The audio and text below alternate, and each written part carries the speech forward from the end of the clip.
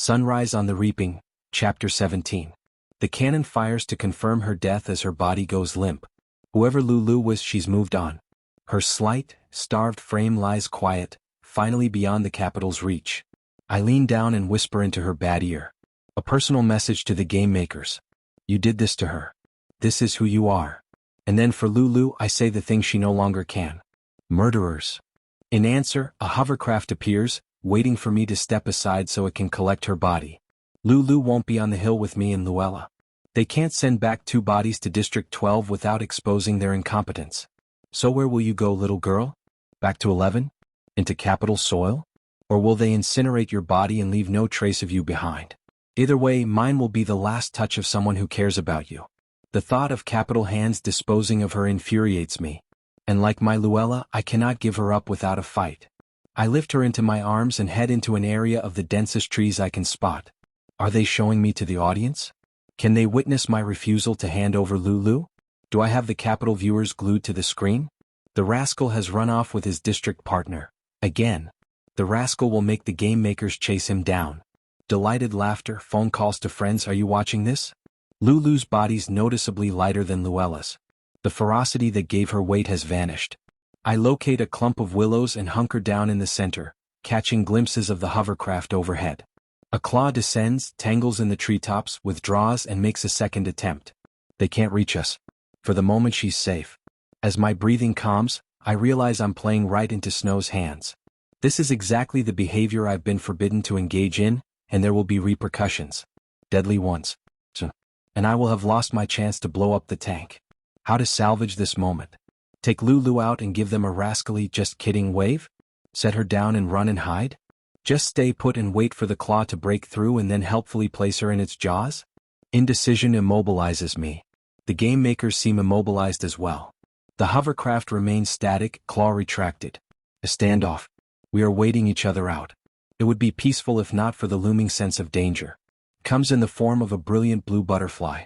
Almost the same electric blue of District 3's outfits. It navigates the willow tree branches and lights on a nearby bough. I can't seem to tear my eyes from the pattern of tiny golden lightning bolts decorating its wings. Then another lands over my head. And a third on the back of the hand that cradles Lulu's blood-streaked face. As if in slow motion, a stinger descends, a tiny spark jumps off my flesh as it makes contact, and a jolt of pain blinds me. An involuntary scream parts my lips. Lulu has tumbled to the ground. My vision returns in time for me to see a second butterfly come for my face. My cheek explodes with what I can now recognize as an electric shock, as if the butterflies have mini tasers in their stingers. One of Snow's beauties. Raw panic consumes me. All I know is I never want to be stung again. I burst out of the willow bower, leaving Lulu to the game makers. Hundreds of butterflies dotting the trees come to life and target me. I sprint into the woods, oblivious to all but escape, but they swarm after me. Not with the drunken motion I associate with the butterflies back home, but in a straight line. I'm bobbing and weaving trying to evade them, but they keep landing stings, each one momentarily freezing me. It isn't enough to have left Lulu. These things are bent on torturing me. This is about punishment. As public as possible. I'm not really sure how long this goes on, seems endless, like I'm losing my sanity, when I fall face first into a berm of flowers. Afraid of Lulu's fate, I spring up, toppling into a heap beside the berm, frantically wiping my face. But it's not the bee bomb, it's the gas plants. As a cloud of butterflies descends, I get an idea. After retrieving my flint striker and rock from my pocket, I start making some sparks of my own, sending showers of them into the blossoms. 5-foot flames erupt off the plants, engulfing the butterflies and lapping at my chest before disappearing. My shirt front glows for a few moments like a bed of coals, then returns to black, apparently fireproof. A few crispy skeletons float down, but the attack has ended. The stragglers loopily fly away, the picture of innocence. I lie gasping on the ground, examining my body for wounds. There's absolutely nothing, not a blister, not a scratch. Only the memory of the terrible pain. I press my lips to the flint striker, hoping Lynn or Dove sees me, knows this is a thank you to her for saving me from the mutts. The mutts. This is it. This is my chance to follow them to their berm. However, I don't jump up. The recent attack has zapped some sense into me. For once in your life, be smart, I think. Do this, but do not jeopardize the arena plan. Why would I possibly be chasing mutt butterflies? Only one answer, Retaliation. A nearby branch caught fire when the gas plants blazed. I break it from the tree and take off in the general direction of the butterflies. When I catch a glimpse of blue, I know I'm on the right course. Another 20 yards of charging through the woods brings me to a berm covered in flowering bushes. It has slid open as if on tracks, leaving a 6-foot-wide gulf right down the middle of the circle. The butterflies make their lazy way into it. For the benefit of the game makers, I rage at them, swinging my torch around madly, incinerating a half dozen or so when I notice the berm beginning to slide closed.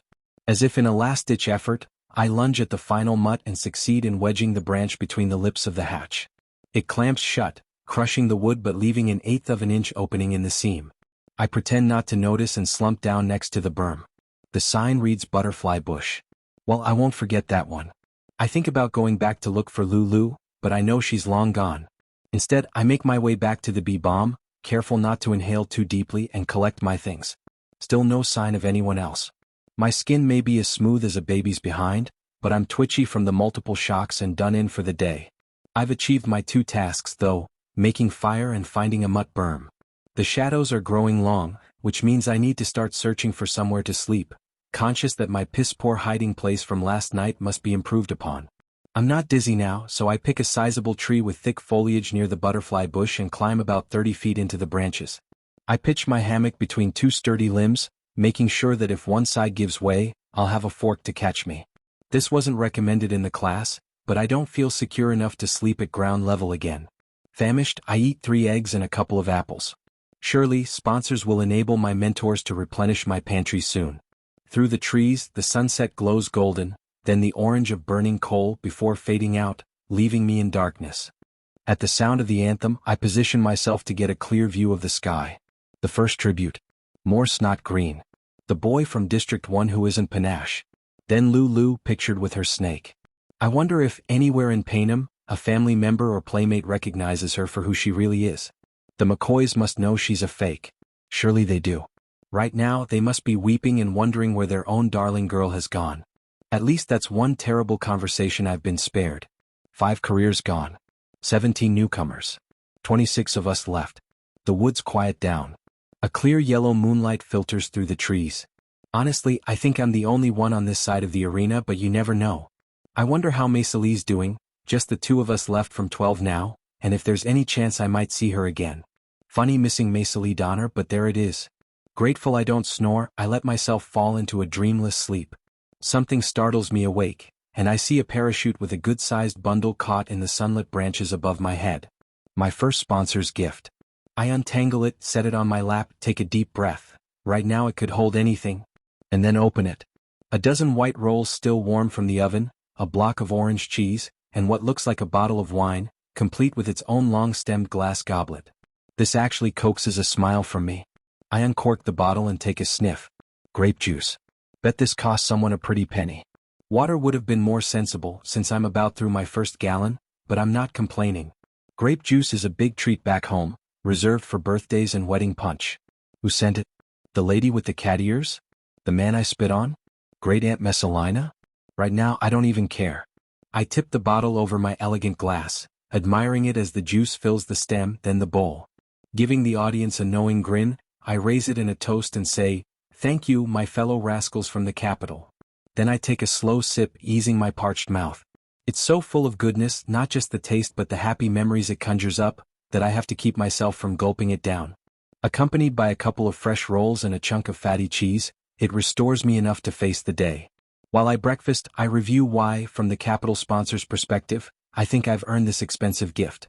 I evaded the bloodbath with supplies and weapons, I survived poisoning, I made fire, cooked food, torched some butterflies and found a tree to sleep in.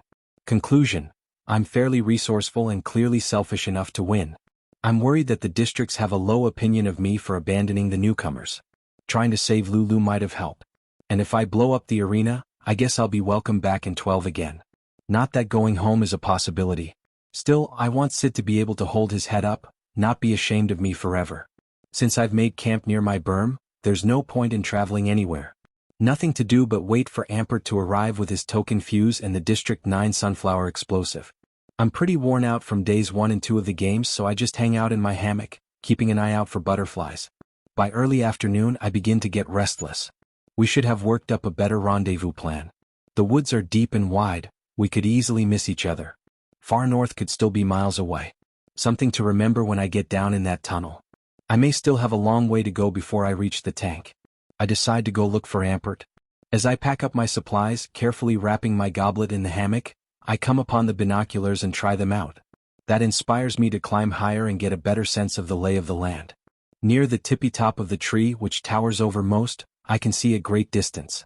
I'm again struck by the beauty of the place, the idyllic woods, the uniform sweep of meadow, the snow-capped peak which now sits under the arch of a shimmering rainbow. I judge the mountain to be about 5 or 6 miles away. That's where the rest of the kids are presumably hunting one another down.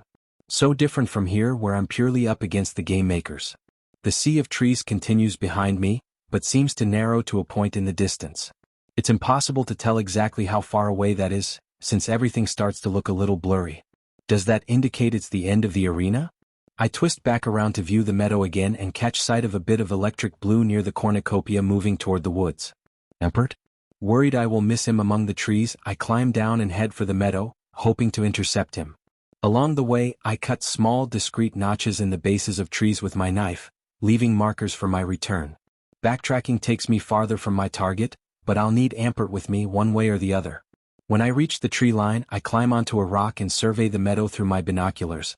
It's Ampert all right about a mile away tromping toward me.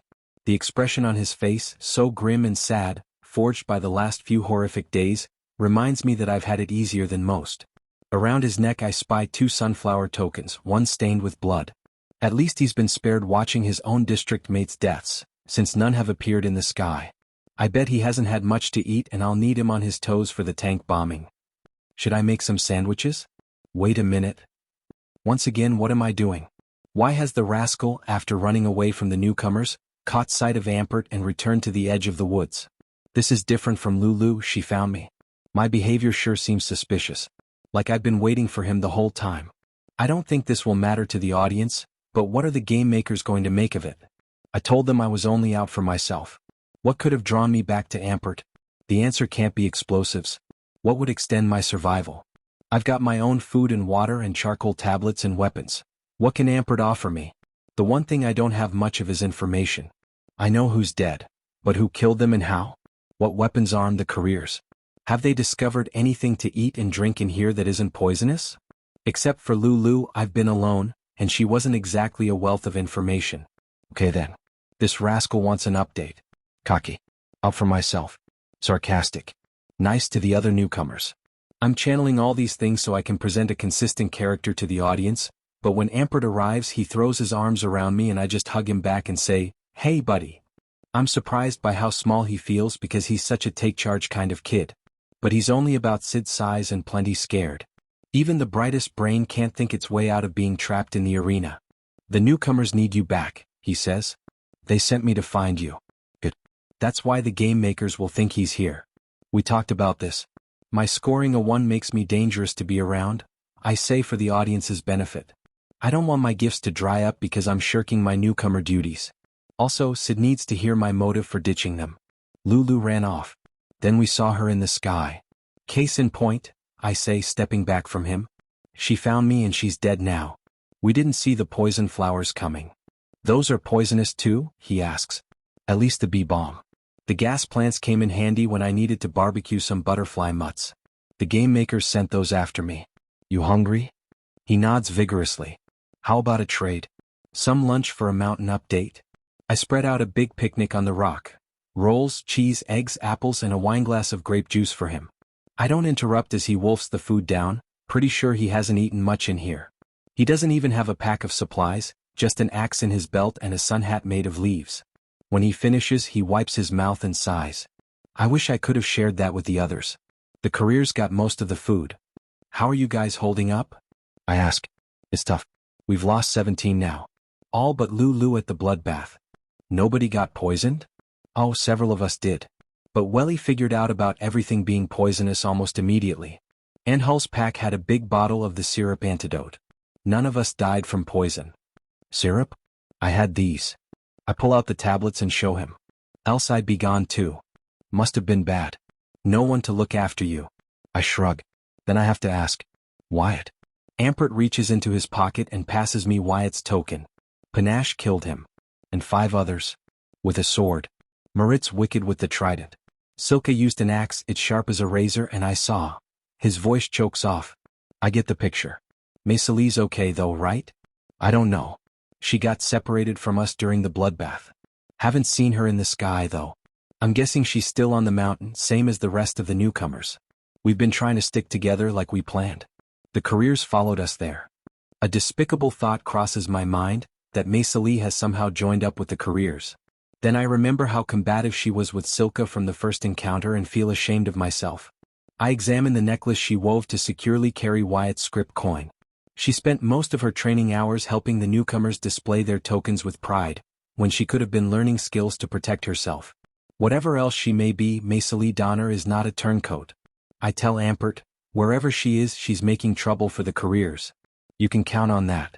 When I hook Wyatt's token around my neck, it's like having both him and Maisali with me. For a while, Ampert and I just sit there, letting the breeze cool us, staring at the ridiculously pretty flower-scented meadow, listening to the songbirds. I pour another glass of juice which we pass between us. Every sense is being catered to, every element designed to soothe. We're cocooned in soft pleasures as we face our deaths. So you won't come back? Ampert asks. It wouldn't help. I'm a mutt magnet. And clearly no judge of flowers. Can you show me around the woods at least? We need to get off that mountain, but no one knows if it's worse here. If that's what you want. But I can't promise to keep you safe from the game makers. Ampert laughs a bit. What a funny thing to say. Who could? When we finish the juice, I lead him into the woods. My giving him the tour is the perfect cover story, really. Not that he gets much information besides, watch out for the stream, it's poisonous. And the fruit. And those flowers over there too. Basically, I could have just said everything's poisonous and left it at that. But I play the guide. I show him the berms with the bee balm and the gas plants, saving the butterfly bush for last. This here's where the butterflies went. The ones I didn't burn to a crisp. I see him eye the branch, but he only says, do you think it's safe to be near their home? Home. He calls it their home. Is it because he misses his own so much? 12 years old, barely 5 feet tall. His voice still hasn't even changed. If I'm homesick, what must it be like for him? Well, I don't really think anybody much is at home, I say. There weren't many left. No more than we can handle. And they don't kill you when they sting, just give you a nasty shock. I had dozens and I'm fine. So it's probably safer than a lot of places, since they tend to space the mutts out. Do they? Maybe. But at least it explains why we should hang around the berm. Could I rest here a bit, do you think? I look at his puffy eyes. Sure. I don't really have any plans this afternoon. I make him a bed out of my hammock and he tosses a bit, then drifts off to sleep. Looking at him, I can't help thinking that all the little ones seem to end up with me. Luella. Lulu Ampert. I can't keep one of them safe. Why do they flock to me?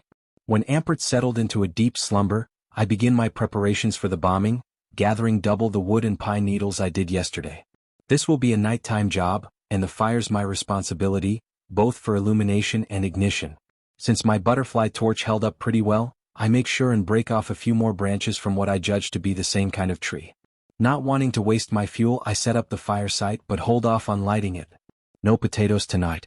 I'll leave them for Ampert, who stands a better chance of surviving our mission. If I do this thing right, blow open the tank and set off a flood, likely it will take me out. I mean, 6 feet of fuse does not allow for much of an escape window. If the explosion doesn't finish me off, surely the water will. I console myself with the thought that either of those deaths will be far kinder than anything the Capitol will devise for me if I somehow make it out of Sub A alive. Hoping for something better could be dangerous. It could blind me to the reality of my situation. I remember how Mama always said, where there's life, there's hope. But from where I'm sitting, hope seems a lot like white liquor. It can fool you in the short run, but like as not, you'll end up paying for it twice. Thanks for listening. Don't forget to subscribe so you won't miss the next chapter.